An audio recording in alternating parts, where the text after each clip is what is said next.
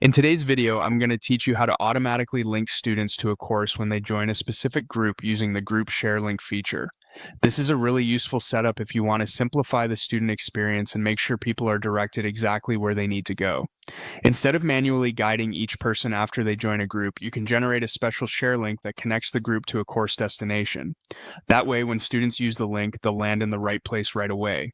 To get started, head to your admin dashboard.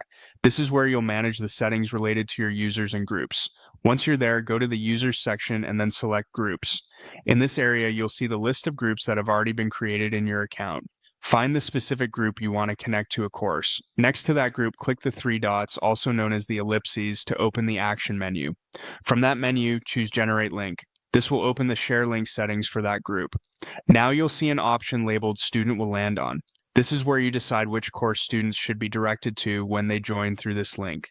Select the course you want to associate with the group.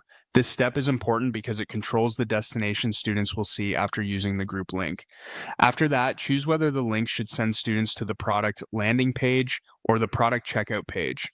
The landing page is a good choice if you want students to review the course information first, while the checkout page is helpful if you want to move them more directly into the enrollment or purchase process. Pick the option that best matches the experience you want to create. Once everything looks right, select Copy Link. This copies the finished group share link so you can send it wherever you need, such as in a message, email, onboarding flow, or private community space. When users access the group through that link, they'll be guided to the course destination you selected.